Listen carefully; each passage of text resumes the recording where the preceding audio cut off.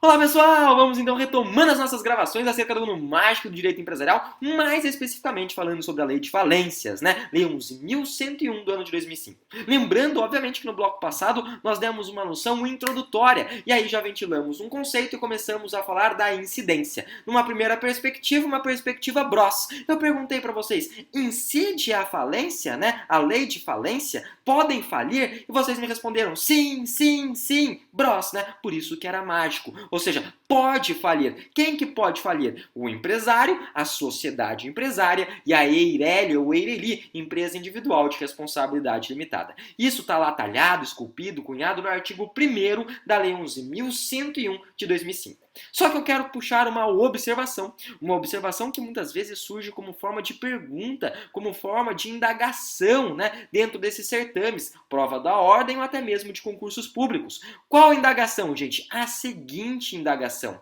e a sociedade simples? A sociedade simples, ela pode falir? E daí, de maneira, né, que a gente pode falar da mauêutica socrática, eu trago uma outra pergunta para vocês. Sociedade simples é sociedade empresária?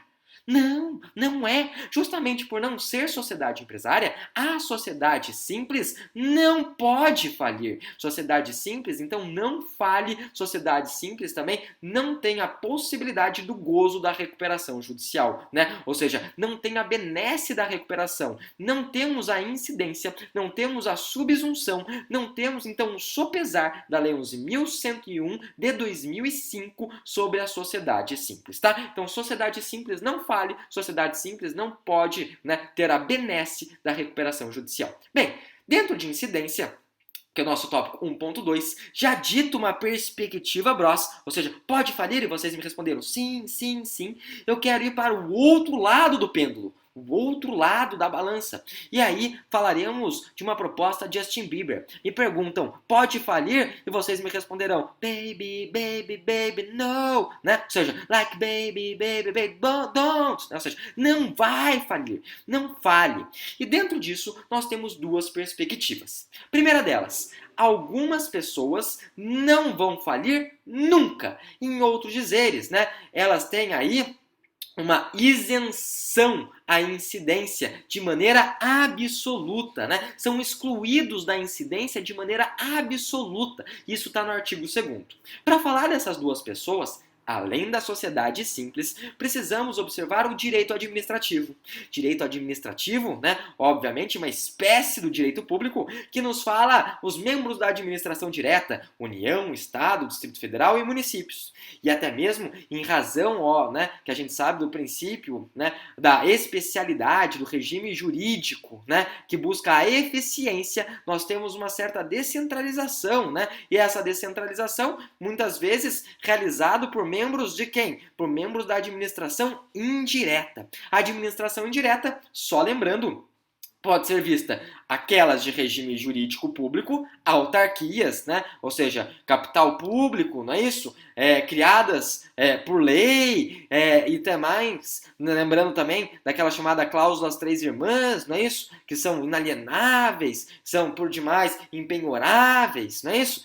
Enfim, dentro do direito administrativo, nós temos essa situação voltadas às autarquias. Temos também as fundações, lembrando que essas fundações podem ser fundações autárquicas de regime jurídico público e fundações, né, de regime jurídico privado, chamado de fundações governamentais. E derradeiramente, nós temos aquelas que são pessoas que compõem a administração indireta, que tem a sua natureza, tem a sua essência, né, um regime jurídico privado, dirigido, voltado para quê? Dirigido, voltado para a exploração de atividade econômica ou até mesmo, a gente podendo falar, para a possibilidade da prestação de determinados serviços sociais. Quem são essas pessoas? Essas pessoas são pessoas que não podem falir. São membros das chamadas, né, empresas estatais ou entidades estatais. Essas entidades estatais, gente, nada mais são do que as empresas públicas e as sociedades de economia mista.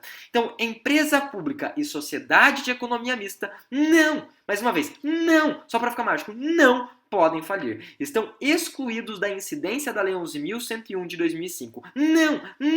Não podem falir. Empresas estatais, né? Então, empresas públicas que também é sociedade de economia mista. Elas não falem. Artigo 2º da Lei 11.101 de 2005. Então, quem são elas? Lembrando, né? Mais uma vez, só para ficar marcado, são as empresas públicas e sociedades de economia mista. Prof, quais as distinções entre elas? Então, aqui a gente pode fazer aquela brincadeira do Instagram, né? Nova, que tem uma faixa aqui no meio e a pessoa pula uma parte para um lado, faz uma dancinha, pula outra parte para outro lado, faz uma dancinha, né? Eu acredito que grande parte de vocês já visualizaram essa brincadeira. Vamos falar, então, de empresas públicas de um lado e sociedades de economia mista do outro. Empresa pública de um lado e sociedade de economia mista do outro. Gente, são quantas as diferenças? São 3 as diferenças. Por que 3? Porque 3 é mágico, né? A gente pode falar então de Isis, Osíris e Horus, Zeus, Hades, Poseidon, Pai, Filho e Espírito Santo, né? A gente pode falar de Brahma, Shiva e Vishnu, ou seja, o Trimurti aí da religião hindu, podemos falar de Odin, Thor e Frigga, podemos falar de várias outras tríades famosas, como o átomo composto por prótons, elétrons e nêutrons. Então, falaremos das 3 distinções precípuas entre, obviamente, essas empresas estatais. Primeiro detalhe, gente, empresa pública. Primeira diferença é o capital. O capital da empresa pública será sempre, será always, como diria Severus Snape no seu leito de morte, né? Always, não é isso? Será sempre o quê? Um dinheiro público. Então, empresa pública, o capital, primeira distinção, é público. Empresa pública, capital é público, tudo bem? E a sociedade de economia mista? Na sociedade de economia mista, esse capital ele vai ser misto, público ou privado. Público ou privado. Público ou privado. Tudo bem, essa é a primeira distinção. Capital. Segunda distinção, constituição. Como que eu crio uma empresa pública? Gente, a empresa pública ela vai ser constituída de qualquer forma, tudo bem? Então, a empresa pública é constituída de qualquer maneira, enquanto a sociedade começa com um S, Sociedade de Economia Mista. Não entendi. Sociedade de economia mista, se ela começa com S, circulem esse S. Por quê? Porque a sua constituição será a mesma de uma sociedade anônima. Então a gente vai grifar aí sociedade. Sociedade de economia mista vai ser constituída como uma sociedade anônima. Tudo bem, so far, mais do que so good, né? E terceira distinção. Terceira distinção é a seguinte, gente. Se a discussão ela for de uma natureza, né, federal e etc., a empresa pública vai para a competência da Justiça Federal. Enquanto, em contrapartida, se a gente falar de uma sociedade de economia mista, e a gente pode dar exemplo do Banco do Brasil, pode dar como exemplo a Petrobras, ela não vai para a Justiça Federal. Essa discussão, esse entrave, vai ser de competência da Justiça Estadual. Então, essas são as 3 distinções que a gente pode ilustrar para vocês, que é justamente relacionado ao capital, à Constituição e, derradeiramente, competência. São 3 Cs. Olha que loucura, né? Capital, Constituição e competência. Capital,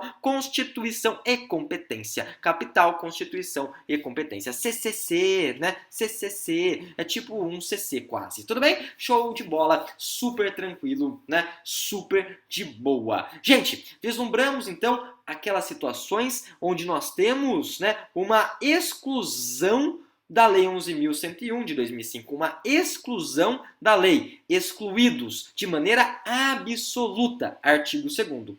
Entretanto, se nós temos os excluídos de maneira absoluta, em contrapartida, nós teremos aqueles que são excluídos de maneira parcial. Então, no próximo bloco, né, até porque eu não vou dar o start, obviamente, agora, até porque a gente já está chegando em 10 minutos, né, nós falaremos dos excluídos parciais. E por que eles recebem essa tipologia? Por que eles recebem essa terminologia? Tudo bem? Então, dito isso, deixo para vocês, obviamente, um forte abraço e sempre excelentes estudos. Até mais. Tchau, tchau.